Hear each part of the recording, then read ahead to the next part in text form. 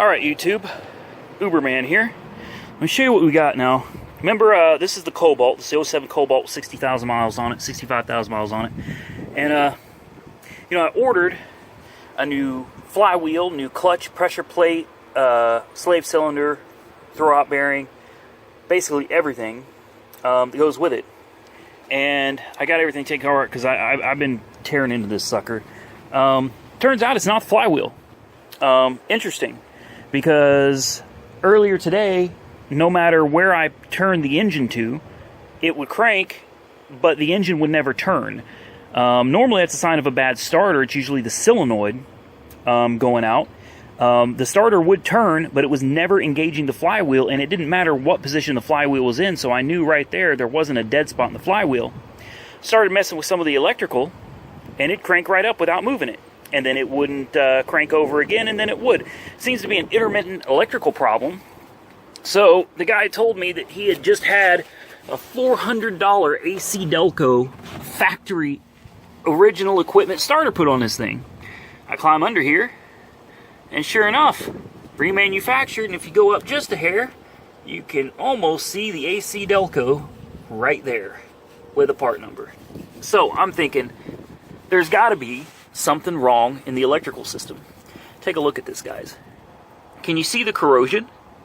All of this is the main wire that provides power to the starter. All right, if this thing is full of corrosion and it's corroded all over, guys, it's not making a good contact. You're not going to get a good contact, and you're damn sure not going to provide the cranking amps needed to turn that starter. There's your solenoid right there. All right, this wire is your signal wire. Look at it. It's rusted and corroded. Again, you've got to have a good contact point between these two, and this one actually has two hot wires on the starter. You've got one right here. I'll pull it out. This one runs to the alternator. This one's not nearly as important, but believe me, it is also important. And you can see here, it's corroded as well. Now, some of you may look at it and say, well, that's not that bad. Well, that's true. But these cars are very, very sensitive when it comes to the electrical system because of the computer controls. So here's what I'm going to do. I know that it won't start right now. So I also know that this being a GM starter, a reman that's brand new, it's not bad, guys. It's not. So we're going to clean up these contacts, and we're going to put it back together and see if it works. All right, here is the one that I believe was probably the culprit. And as you can see, that sucker is much cleaner. I'll turn it over. I got both sides of it.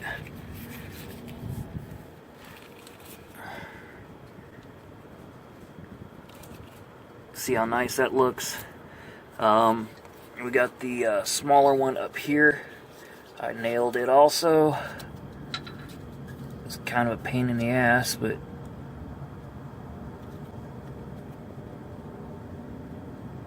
there you go.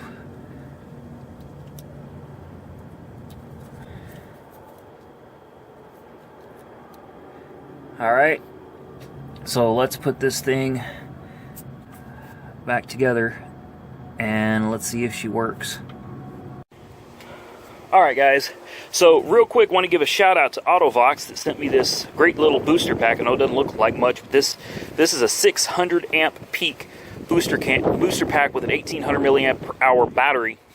And I've got a portable LED light that I use, a big bar light, rechargeable obviously, that I work on these cars with, and the damn thing died on me. So I went and had to plug it in. I remembered this, went and got it.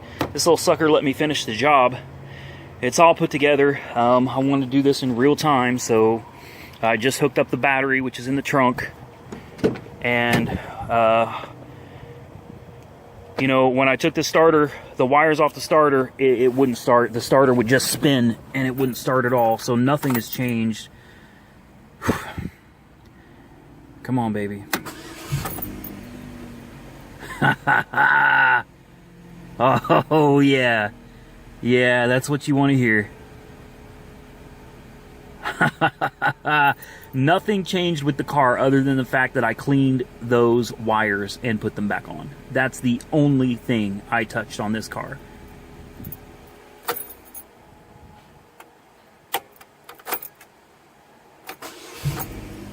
It sounds better too. Before, when you tried to start it, it was a weird sound when you tried cranking her over.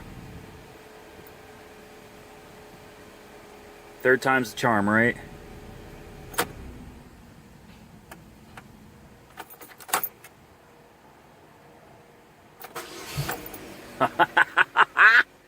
Oh, I'm happy. Forgive me, guys. I could scream right now. I'm happy. I'm happy. Guys, I got this 07 with 66,000 miles on it because we thought it had a bad flywheel. A bad flywheel. Guys, I've already started the return process on $400 worth of parts. I ordered a few extra things to go along with it, but obviously it didn't need it. That included a new starter, but as soon as I got under here and saw that it was a factory, the guy told me he had put a new AC Delco starter on it. Said he spent $400 and some on it, and after that he was done. I cannot believe that somebody put a starter on this car and didn't think to clean the corrosion off the terminals. That would be like putting a brand new battery in a car and leaving the corrosion all over the battery terminals. Makes no damn sense. So, and for any of you with this Ecotech, and that is the 2.0, the 2.2, the 2.4, I don't care if it's supercharged or not. Guys, if you have the same problem where your starter's spinning but your engine isn't cranking, you can hear it. It sounds hoarse, like ring, ring. You hear your starter spinning, and your motor's not cranking. You best check those wires down there at the starter. Don't forget to check your wires here. I already did this and cleaned these up as well. Don't forget, most of these cars, these GM type cars, G5, etc., your battery's in the trunk. Check your terminals, make sure they're tight, make sure there's no corrosion. Have your starter tested. If all else fails, replace it if necessary. But guys, you cannot have corrosion all over your wires. The electronics on these things are ultra sensitive. As always, I hope this video helps somebody out. Like, comment, subscribe, be safe out there, and Uber on.